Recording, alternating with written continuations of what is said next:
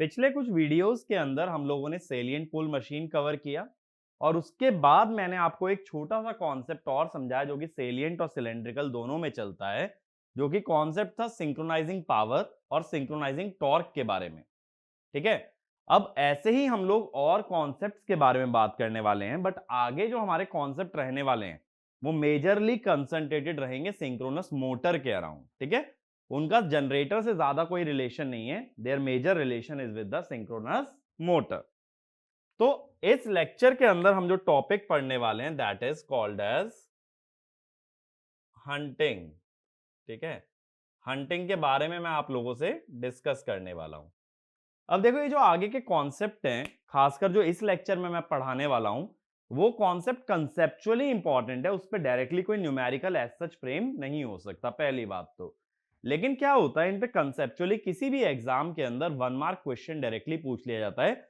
Even get जिसमें कि ज्यादातर न्यूमेरिकल आते हैं, उसमें भी ये एक्सपेक्ट कर सकते हो कि इस टॉपिक से 1 मार्क का थ्योरी क्वेश्चन पूछा जा सकता है। टॉपिक बहुत ही इंटरेस्टिंग है, बहुत सिंपल है, लेकिन काफी रेलिवेंट भी है एग्जाम पॉइंट ऑफ व्यू से। तो उसी अनुसार इस चीज को ध्यान से हमें सुनना होगा। ठीक है। तो हंटिंग स्टार्ट करते हैं। अब देखो, इसको कहानी की तरह समझने की कोशिश करना। सबसे पहले मैं बात शुरू करता हूं मोटर से। एक ऐसी मोटर लो जो कि लॉसलेस है और नो लोड पे चल रही है। तो मैं बोल रहा हूं कंसीडर अ लॉसलेस मोटर। ठीक है भाई। लॉसलेस है माने ना तो इसमें रोटेशनल लॉस है, ना ही कोई आर्मेचर रेजिस्टेंस है, प्योरली लॉसलेस है। तो मोटर की इनपुट पावर का फॉर्मूला हम क्या जानते हैं? EF VT by XS sine of delta. अब मैं कह देता हूं कि एट नो लोड आउटपुट और इनपुट दोनों ही पावर हो जाएंगी जीरो। जब कोई लोड ही नहीं लगा तो कोई रियल पावर नहीं होगी। अब इनपुट और आउटपुट पावर जीरो हो जाने से डेल्टा आ गया अपना जीरो। तो इनिशियली मोटर कितने पावर एंगल पे ऑपरेट करेगी? जीरो पे। तो इसमें लिखना consider a lossless motor at no load, it operates at zero power angle. ठीक है। It operates at zero power angle. मेरी बात क्लियर हुई? अब क्या होता है, अगर मोटर पे लोड लगाओगे, यानी मोटर से कुछ पावर अगर ड्रॉ करोगे, तो पावर ड्रॉ करोगे तो इनपुट पावर बढ़ेगी। इनपुट पावर साइन डेल्टा के प्रोपोर्शनल है, पावर बढ़ने से डेल्टा भी हमारा बढ़ने लगेगा। ठीक है। तो अगर लोड को ग्रेजुअली इंक्रीज करोगे, ग्रेजुअली माने धीरे धीरे लोड को बढ़ाते चलोगे, तो साथ साथ डेल्टा भी तुम्हारा धीरे धीरे इंक्रीज करने लगेगा। तो अगर लोड को हम कर दें P1, तो अब अगला पॉइंट लिखना, if the load on the motor is gradually increased to a value P1, then the power angle or load angle of the motor becomes delta 1। P1 power के लिए एंगल क्या आ जाएगा? डेल्टा 1। ठीक है। तो हमने बोला क्या, जैसे जैसे पावर बढ़ाओगे वैसे वैसे लोड एंगल बढ़ता है। अब ये हंटिंग फिनोमिना कहां से आता है? ये तब बात की जाती है जब लोड को धीरे धीरे ना बढ़ा के सडनली बढ़ा दिया जाए। अगर लोड को सडनली बढ़ा दिया जाएगा, तब जो ऑसिलेशन या जो फिनोमिना एस्टैब्लिश होता है that is called as hunting. तो एक पॉइंट लिखना, the rotor oscillations when the load is suddenly increased instead of gradual increment is called as hunting। ठीक है। is called as hunting। अब हंटिंग समझने के लिए देखो, एक दो कॉन्सेप्ट हमें समझने की जरूरत है। सबसे पहले मैं बात करता हूं डायनामिक इक्वेशन की। डायनामिक इक्वेशन मोटर की मैंने पहले ही बता रखी है, J D square theta by D t square is electromagnetic torque minus load torque. और इसी को जब पावर सिस्टम में इलेक्ट्रिकल डोमेन में ले जाते हैं तो ये इक्वेशन बन जाती है m D square theta by D t square is electrical power minus mechanical power. ठीक है। Pe क्या होता है? this is electrical power input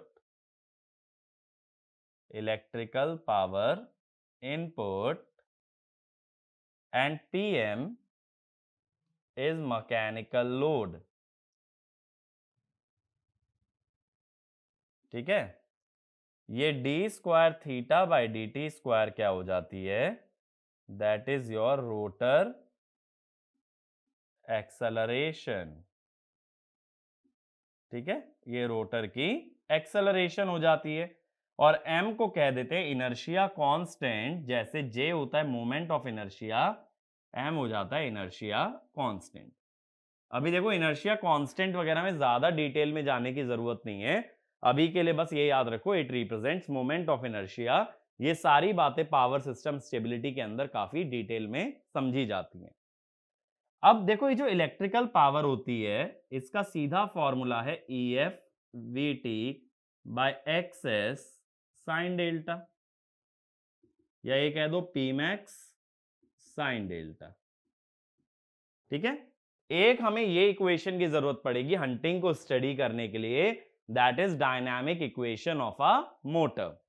दूसरी अब मैं बात करता हूं फेजर डायग्राम की। फेजर डायग्राम कैसे बनाते थे, सबसे पहले बनता था FF, फिर बनता था EMF, फिर हम बना लेते थे यहां से IA, कितने एंगल पे, साई एंगल पे। फिर मैंने क्या बोला था कि मोटर के अंदर जो FAR बनाओगे वो उल्टा बनाना, वो IA के सेम फेज में नहीं बनाया जाता, और FF और FAR को जब जोड़ दिया जाता है तब ये बन जाता है हमारा FR, और ये वाला angle approximately power angle delta के बराबर आता है। अब देखो ये जो रिजल्टेंट MMF है ये स्टेटर सप्लाई की वजह से घूमता है ओमेगा एस से। ठीक है, वैसे तो कायदे से FAR घूमता है ओमेगा एस से, ऐसा इसलिए कि स्टेटर जो भी मैग्नेटिक फील्ड बनाएगा, स्टेटर में 3 फेज सप्लाई है और 120 डिग्री पे रखी हुई कॉइल्स हैं, तो वो एक रोटेटिंग मैग्नेटिक फील्ड बनाएगा। और ये चीज हम ऑलरेडी पढ़ चुके हैं, जो भी रोटेटिंग मैग्नेटिक फील्ड बनती है it rotates at a speed equal to synchronous speed, omega S से घूम रहा है। रोटर की मैग्नेटिक फील्ड रोटर के साथ ही में घूमती है, तो ये घूमती है ओमेगा से।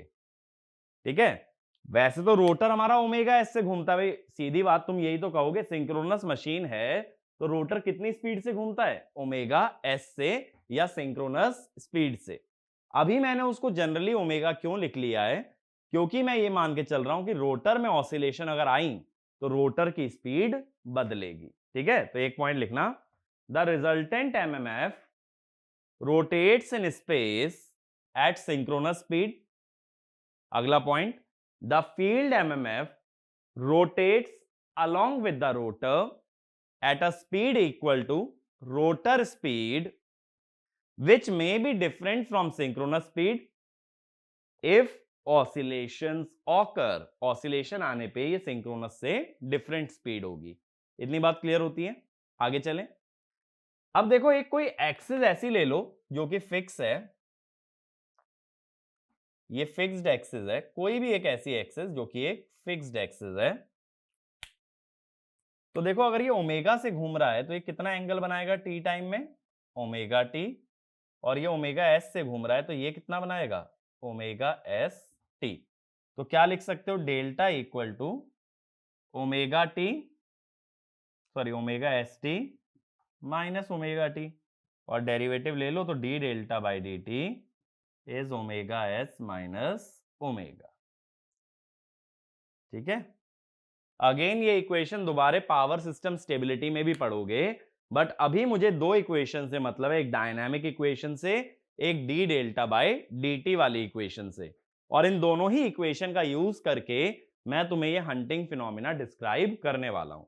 देखो जो लोग पावर सिस्टम पढ़ चुके हैं वो ये जानते हैं कि ट्रांजिएंट स्टेबिलिटी में हम कुछ इस तरह की डेरिवेशंस करते हैं। मैं उन्हीं डेरिवेशंस का यूज करके तुम्हें हंटिंग समझाऊंगा, जबकि मेजॉरिटी ऑफ द बुक्स के अंदर जो हंटिंग है बहुत वेगली डिस्क्राइब्ड है, किसी ने भी इतना क्लियरली उसको एक्सप्लेन नहीं किया है। लेकिन हम लोग सिंस पावर सिस्टम भी पढ़ते हैं, हम इलेक्ट्रिकल इंजीनियर्स हैं, तो क्यों ना चीजों को रिलेट करके पढ़ा जाए। अगर यही चीज पावर सिस्टम में बहुत डिटेल में डिस्क्राइब्ड है तो उस डेरिवेशन का यूज करने का सेंस बनता है रेदर देन कि इस चीज को ऊपर ऊपर से पढ़ लिया जाए। ये बात समझ रहे हो मेरी कि भाई तुम्हारे पास ऐसा तो कुछ नहीं है कि तुम्हें सिर्फ मशीन्स ही कवर करना है। इलेक्ट्रिकल इंजीनियर हो तो पावर सिस्टम भी इक्वली इंपॉर्टेंट है, और अगर कोई कॉन्सेप्ट उससे रिलेट करके हम लोग अच्छा समझ सकते हैं तो रेदर देन कि उसको कम डिटेल में समझे, बेटर ये है कि दोनों चीजों को साथ में लिया जाए। अब देखो मेरे पास इंफॉर्मेशन क्या क्या आ गई है जिसका मैं यूज करने वाला हूं। एक तो मेरे पास आ चुकी है भाई डायनामिक इक्वेशन या स्विंग इक्वेशन जिसको पावर सिस्टम में कहते हैं, ये है। एक अभी मैंने तुम्हें समझाया D delta by D T निकाल के ओमेगा एस माइनस ओमेगा, ये दोनों ही इक्वेशन अगेन डिराइव होंगी स्टेबिलिटी में। अब तीसरा देखो मैं पावर एंगल कर्व बनाता हूं,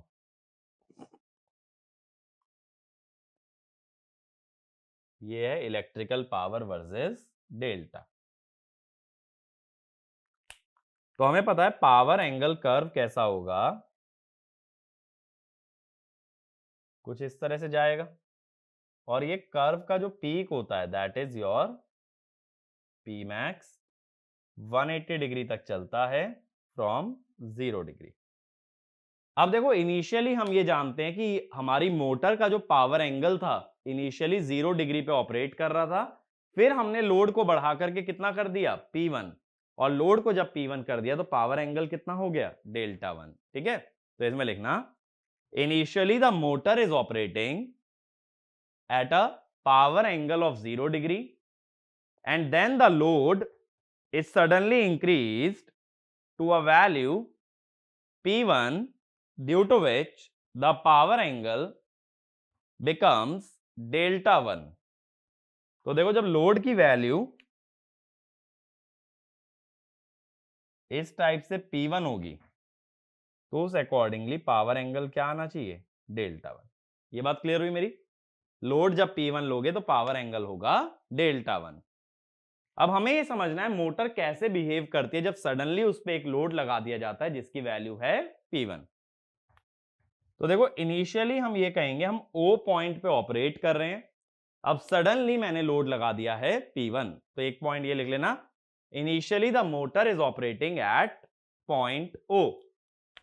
अब देखो क्या होगा कि मैकेनिकल पावर सडनली कितनी हो गई, suddenly load becomes equal to P1। PE cannot change suddenly। PE suddenly क्यों नहीं बदल सकता भाई?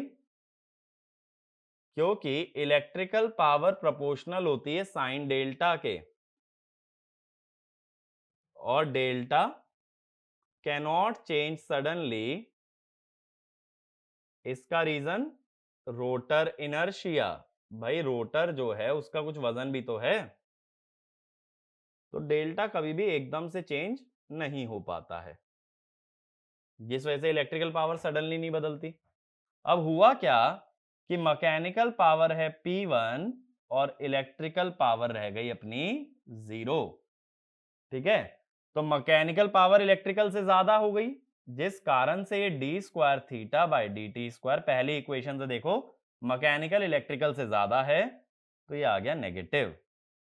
तो रोटर डी एक्सेलरेट्स। ठीक है भाई, रोटर डी एक्सेलरेट्स, तो जो स्पीड होगी ओमेगा, रोटर की स्पीड घटने लगेगी। रोटर की स्पीड अगर घटी तो सिंक्रोनस से कम हो जाएगी ना। तो एक पॉइंट और लिख लेना, initially at point O the rotor is rotating at synchronous speed. अब स्पीड गिरने से स्पीड सिंक्रोनस से कम हो गई। अब सेकंड इक्वेशन पे आ जाओ, अगर ओमेगा ओमेगा एस से छोटा है तो D delta by D T positive है और डेल्टा बढ़ने लगेगा। ठीक है, तो स्पीड गिरने लगेगी, डेल्टा बढ़ने लगेगा। अब मेरी क्या एक्सपेक्टेशन है कि जब डेल्टा डेल्टा 1 पे आ जाए तब हमारी मोटर यहां रुक जानी चाहिए। रुकने का मतलब ये मत सोचना कि मोटर का शाफ्ट रुक जाए, मोटर रुक जानी चाहिए माने कि उस पॉइंट पे स्टेडी स्टेट मिल जाए और मोटर अपना ए पॉइंट पे काम करने लगे। बात समझ रहे हो? ए पॉइंट पे मोटर लगातार ऑपरेट करने लगे, जबकि हमने पावर क्या कर दी है, P1। तो इसमें लिखना as the load is suddenly increase to P1, the rotor deaccelerates and delta starts to increase, and we expect that when delta reaches a value delta 1, motor establishes steady state। ठीक है, delta 1 पे आके steady state मिल जाए। लेकिन हो क्या रहा है, जब ए पे पहुंचोगे, ए पे पहुंच के डेल्टा तो डेल्टा 1 हो गया, लेकिन ओ से ए तक, from O to A, omega continuously decreases, omega लगातार घट रहा था। तो अभी स्पीड क्या होगी, ओमेगा एस से छोटी होगी।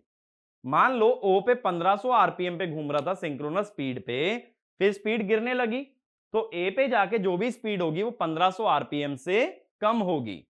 तो अगर स्टेडी स्टेट में मोटर को चलाना है तो उसकी स्पीड क्या होनी चाहिए, सिंक्रोनस। लेकिन अभी हमें सिंक्रोनस स्पीड नहीं मिल पाई। मेरी बात समझ रहे हो? ओ से ए जाते हुए स्पीड लगातार गिर रही थी, तो ए पे एंगल तो सही मिल गया, but speed is less than synchronous. अगर स्पीड लेस देन सिंक्रोनस है तो सेकंड इक्वेशन से क्या कह सकते हो कि D delta by D T is greater than 0, delta increases further.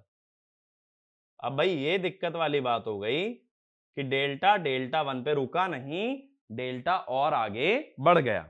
अगर डेल्टा को रोकना है ना, अगर डेल्टा को कांस्टेंट करना है, कोई भी एंगल कांस्टेंट तब होगा जब उसका डेरिवेटिव 0 हो। तो डेल्टा कांस्टेंट का मतलब D delta by D T 0, यानी omega equal to omega S. बात सोचो, अगर डेल्टा कांस्टेंट है तो उसका डेरिवेटिव 0, तो omega equal to omega S.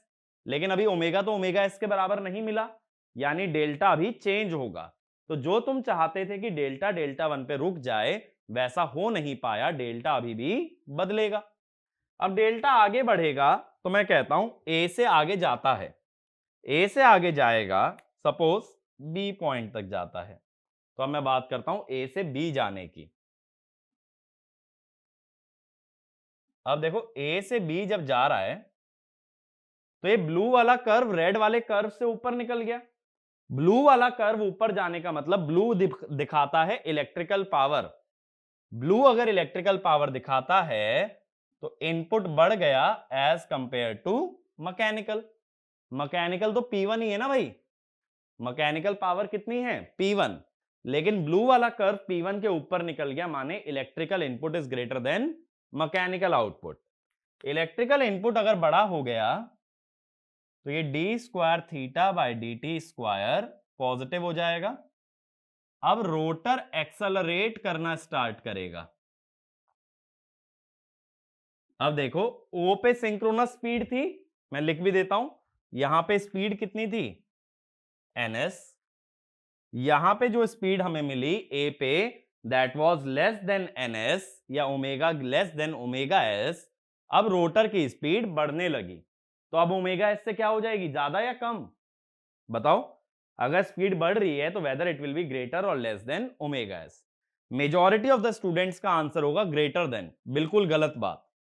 अब एक चीज सोचो, तुम घर से चले 60 पे बाइक चालू कर ली, 60 पे ले गए स्पीड, अब स्पीड लगातार गिर रही है 20 पे आ गए।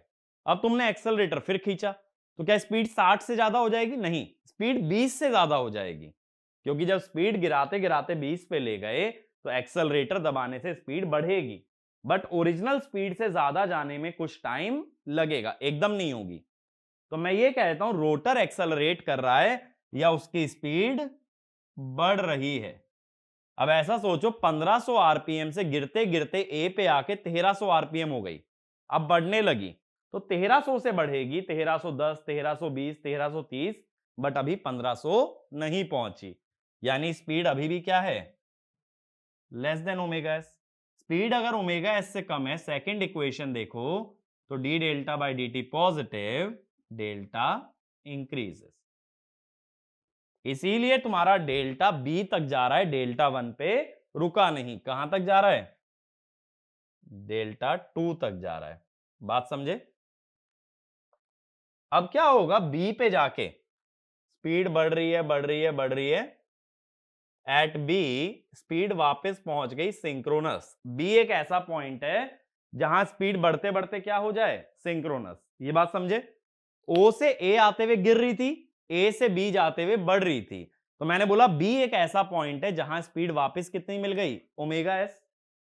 स्पीड ओमेगा एस मिल गई, लेकिन ब्लू वाला कर्व अभी भी रेड वाले कर्व से ऊपर है, यानी इलेक्ट्रिकल पावर अभी भी मैकेनिकल से ज्यादा है, जिस वजह से D square theta by D t square अभी भी पॉजिटिव है और रोटर और आगे एक्सेलरेट करता है भाई। अब देखो अभी भी सिंक्रोनिज्म नहीं मिला। क्यों नहीं मिला? क्योंकि अभी ओमेगा स्पीड आने के बावजूद भी रोटर एक्सेलरेट कर गया, तो ओमेगा बढ़ेगा। अब रोटर की स्पीड ओमेगा एस हो गई और स्पीड अब और ज्यादा बढ़ रही है। स्पीड अगर अभी भी बढ़ रही है तो स्पीड हो जाएगी greater than omega s. Speed अगर ग्रेटर देन ओमेगा एस हो गई तो D delta by D T हो जाएगा नेगेटिव। अब डेल्टा घटना शुरू होगा, और घटना भी चाहिए। तुम डेल्टा 1 के आगे निकल गए, तुम्हारा काम डेल्टा 1 पे होना चाहिए था, लेकिन तुम निकल गए उससे आगे। अब तुम्हें वापस लौट के आना पड़ेगा डेल्टा 1 की तरफ, यानी ऑपरेटिंग पॉइंट मूव करेगा बी से ए की तरफ। ये बात क्लियर हुई? तो इतना सभी लोग नोट डाउन कर लो वीडियो पॉज करके, फिर मैं आगे बताता हूं जब ये वापस आता है तब क्या होता है। ठीक है? ये बात क्लियर हुई कि डेल्टा 1 पे रुक जाना चाहिए था, डेल्टा 2 तक गया, वहां सिंक्रोनस स्पीड मिली, अब वहां से वापस लौटना शुरू कर रहा है ए की तरफ। ठीक है? तो अब मैं लिखता हूं from B to A, B से ए की ओर। ठीक है भाई? बी से ए जाते हुए ब्लू वाला कर्व तो अभी भी रेड वाले कर्व से ज्यादा है, तो इलेक्ट्रिकल पावर तो अभी भी ज्यादा ही है। D square theta by D t square positive ही है। रोटर अभी भी एक्सेलरेट कर रहा है। रोटर अगर अभी भी एक्सेलरेट कर रहा है तो स्पीड अभी भी बढ़ रही है, और स्पीड सिंक्रोनस से ज्यादा है, इसीलिए D delta by D T negative है और डेल्टा हमारा कम हो रहा है। अब देखो जब ये वापस ए पे आ जाएगा, वापस ए पे आ जाएगा तो इलेक्ट्रिकल पावर और मैकेनिकल पावर तो बराबर हो गए, लेकिन बी से ए आते हुए लगातार स्पीड बढ़ रही थी। बी पे क्या थी, ओमेगा एस। बी से ए आते हुए लगातार स्पीड बढ़ रही थी, तो स्पीड अभी ओमेगा एस से ज्यादा होगी। अब भी अपना काम नहीं बना, इलेक्ट्रिकल मैकेनिकल पावर तो मैच कर गए, लेकिन स्पीड अभी सिंक्रोनस नहीं हुई। स्पीड अगर अभी भी ओमेगा एस से ज्यादा है तो D delta by D T अभी भी नेगेटिव हुआ, तो डेल्टा अभी डिक्रीज करेगा, यानी अब ये ए से वापस किसकी तरफ जाएगा, ओ की तरफ। तो इसी वजह से ये ऑसिलेट करता रहता है ओ और बी के बीच में। ओ से बी जाता है ए के थ्रू, फिर बी से वापस ओ जाता है ए के थ्रू।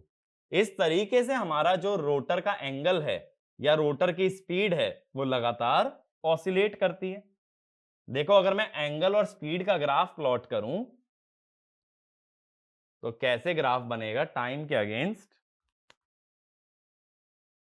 मेरे को दो ग्राफ देखने हैं, ऑब्जर्व करना है। एक तो रोटर की स्पीड का और एक रोटर के एंगल का। ठीक है? या चलो स्पीड का थोड़ा और नीचे ले लेते हैं।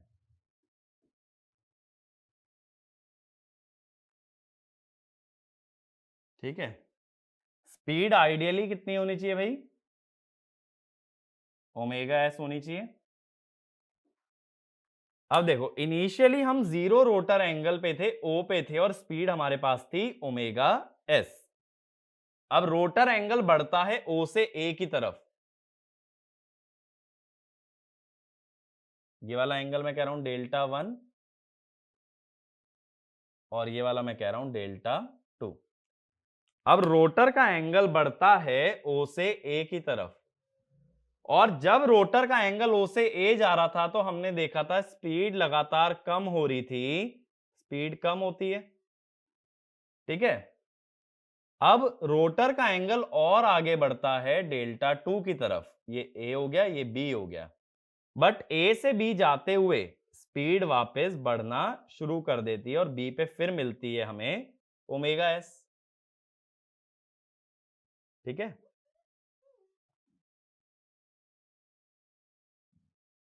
बी पे वापस ओमेगा एस मिली, फिर ये बी से ए आता है जब रोटर का एंगल, तो स्पीड और बढ़ती है, और फिर जब ए से ओ जाता है तो स्पीड वापस आती है सिंक्रोनस पे, ठीक है।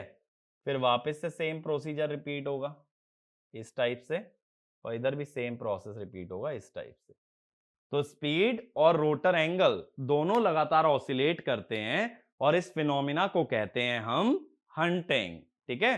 तो इसमें लिखना the rotor oscillates between O and B in order to find or hunt for the new steady state position, that is A, and this phenomena is called as hunting, ठीक है। हंटिंग का meaning समझ आया? Rotor bar बार oscillate कर रहा है, कहां settle होने के लिए? ए पे। तो ए के अराउंड घूम रहा है, ए को ढूंढ रहा है, ए को हंट कर रहा है, that is called as hunting, ठीक है। तो हंटिंग का बेसिक मीनिंग क्लियर हुआ। अब अगला लिखना कॉजेस, हंटिंग के कॉजेस क्या होते हैं। देखो प्राइमरी कॉज क्या होता है ऑसिलेशन का या ट्रांजिएंट बनने का, नेटवर्क में भी पढ़ते हो ट्रांजिएंट, तो ट्रांजिएंट का बेसिक रीजन क्या होता है? Sudden change. कभी भी कोई भी चीज सडन चेंज होती है तो ट्रांजिएंट बनता है, और हंटिंग कुछ भी नहीं है, एक मैकेनिकल ट्रांजिएंट ही है। तो इसमें पहला लिखना the basic cause of hunting is any sudden change in the motor, because in case of sudden change transients are always induced, ठीक है। तो पहला कॉज सडन चेंज इन लोड, जो मैंने अभी यहां पे माना भी है, सडन चेंज इन लोड। अगला सडन चेंज इन फील्ड करंट। फील्ड करंट में देखो अगर आईएफ में सडनली चेंज करोगे तो ईएफ में सडनली चेंज होगा, ईएफ में सडनली चेंज होने से पीई में सडन चेंज आता है, क्योंकि पीई क्या है? EF VT by XS sine delta. Again sudden change आने से हमारा ऑसिलेशन बनेगा। अगला sudden change in the supply system, यानी वीटी में भी अगर सडन चेंज कर दिया जाए तो ईएफ वीटी बाय एक्सएस के हिसाब से पीई में सडन चेंज आएगा, और सडन चेंज आने से ट्रांजिएंट या हंटिंग प्रोड्यूस होगा। अगला लिखो a load or a drive containing harmonic torque, harmonics की वजह से जो टॉर्क का ग्राफ बनेगा वो स्मूथ नहीं होगा, और स्मूथ नहीं होगा तो it will contain sudden changes, और अगेन सडन चेंज से आएगी हंटिंग। अगला लिखना इफेक्ट्स। इफेक्ट्स, हंटिंग से नुकसान क्या है? पहला लिखो मैकेनिकल में it produces mechanical stress and fatigue in the shaft, यानी कि जो तुम्हारा मैकेनिकल डोमेन है, जो शाफ्ट है, शाफ्ट में फैटीग पैदा होने लगेगा, शाफ्ट पे स्ट्रेस बढ़ने लगेगा, तो शाफ्ट हमारा डैमेज हो सकता है। अगला it causes surges in current and power flow. Surges in current and power flow कैसे? देखो ये जो ब्लू वाला कर्व है ये पावर है, पावर में ऑसिलेशन आ रहे हैं, पावर में ऑसिलेशन अगर आएंगे तो उसका मतलब है करंट में भी ऑसिलेशन आएंगे। अगला it increases the machine losses so the temperature also increases. भाई करंट बढ़ेगा तो लॉस बढ़ेंगे, लॉस बढ़ेंगे तो टेम्परेचर बढ़ेगा। लास्ट लिखो elimination of hunting. Elimination of hunting पहला लिखो by using fly wheel. By using fly wheel, flywheel क्या होता है कि शाफ्ट पे जोड़ दिया जाता है, और इसको जोड़ देने से शाफ्ट का इनर्शिया बढ़ जाता है। इनर्शिया बढ़ेगा तो वो स्पीड के चेंज को अपोज करेगा, स्पीड के चेंज को अगर अपोज करेगा तो स्पीड ऐसे फ्लक्चुएट नहीं कर सकती। अगला लिखो by designing the synchronous machine with proper inertia, with proper inertia. Again वही बात है, इनर्शिया ज्यादा रखोगे तो ऑसिलेशन कम बनेंगे। Last, by the use of damper winding, by the use of damper winding. अब ये टर्म अभी तक हमने नहीं पढ़ा है, व्हाट इज डैम्पर वाइंडिंग। तो हम इस वीडियो के अंदर अगला टॉपिक जो लेने वाले हैं that is your damper winding. ठीक है, तो पहले ये रब कर देते हैं। हंटिंग तो क्लियर है ना, हंटिंग में रोटर का एंगल और रोटर की स्पीड ऑसिलेट करती रहती है जब भी कभी सडन चेंज कर दिया जाए। तो अब हम आ रहे हैं नेक्स्ट टॉपिक पे, दैट इज डैम्पर वाइंडिंग।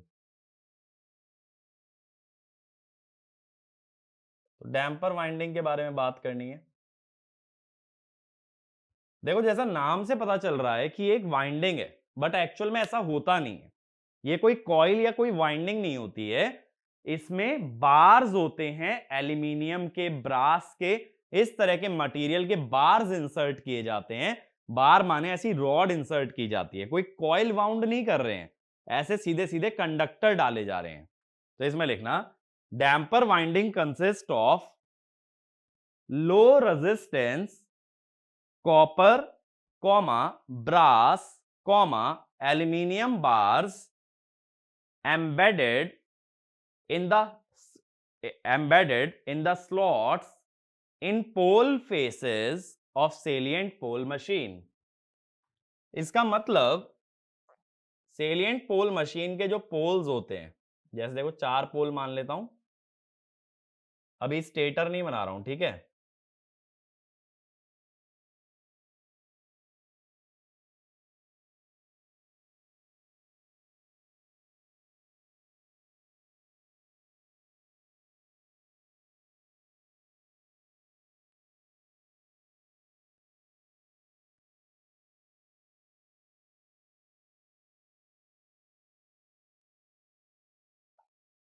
तो ये देखो, ये हमने 4 पोल बना दिए,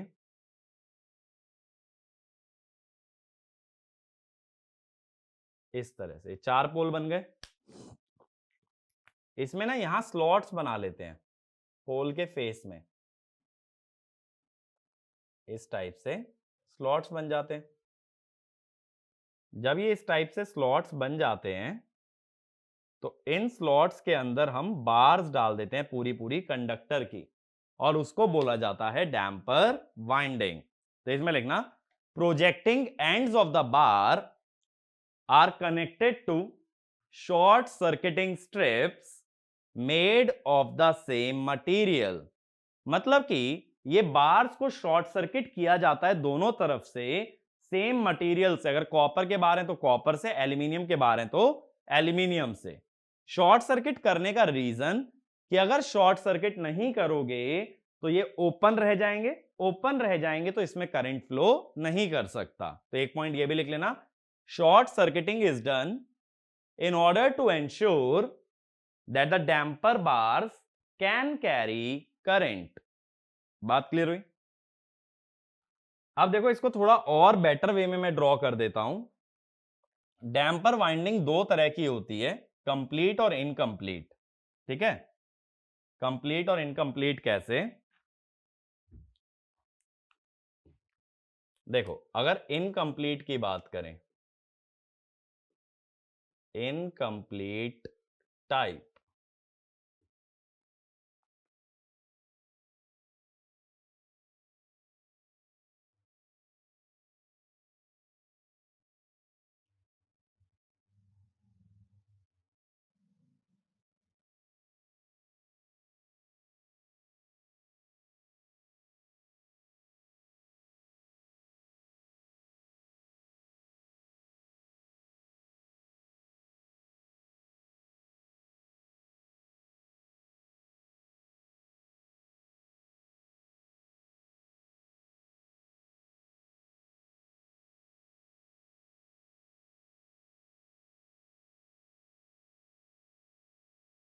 ठीक है।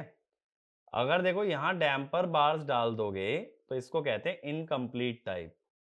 इनकम्प्लीट इसलिए जो दो पोल्स के अंदर के डैम्पर बार्स हैं वो आपस में कनेक्टेड नहीं है। ऐसे ही कंप्लीट टाइप में क्या होता है कि ऐसे हमारे प्रोजेक्टिंग पोल्स बनेंगे, ठीक है।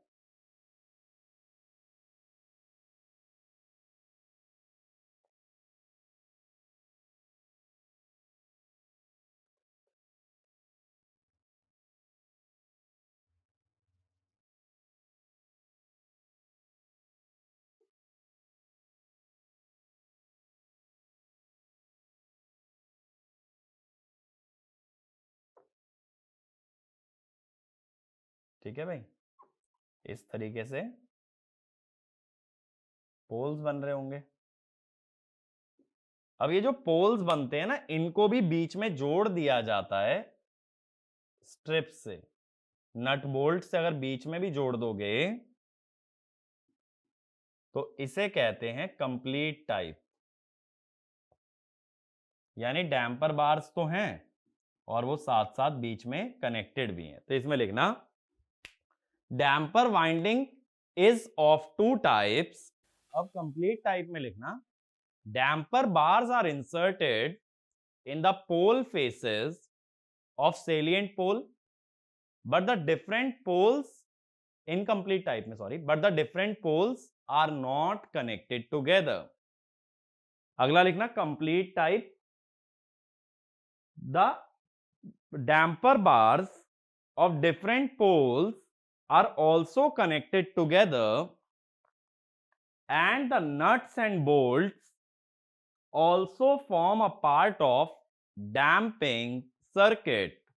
ठीक है, तो इसको हम लोग बोलते हैं कंप्लीट टाइप और इसको एक और नाम से जानते हैं एमोर्टिस्योर सर्किट। ठीक है, ये इसका एक और नाम होता है कंप्लीट टाइप का, ये भी लिख लेना। ठीक है, यहां तक क्लियर है। अब बात है डैम्पर वाइंडिंग काम कैसे करती है। हमने हंटिंग में क्या देखा कि जो स्पीड है वो ओमेगा एस के अराउंड ऑसिलेट करती है।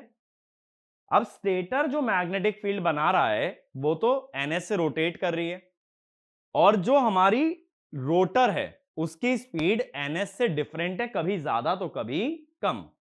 तो अगर NR if NR is not equal to NS तब क्या होगा, relative motion between damper bars and stator magnetic field. ये बात क्लियर है। तो जब कभी कंडक्टर और मैग्नेटिक फील्ड के बीच रिलेटिव मोशन होता है तो क्या इंड्यूस हो जाता है, ईएमएफ। तो डैम्पर बार में ईएमएफ बनेगा। अब डैम्पर बार शॉर्ट सर्किटेड है तो ईएमएफ से बनेगा करंट। अगर करंट बना तो करंट कैरिंग कंडक्टर जब मैग्नेटिक फील्ड में होता है तो उस पे लगता है फोर्स या टॉर्क। ठीक है, तो रिलेटिव मोशन से क्या आया, ईएमएफ इन डैम्पर वाइंडिंग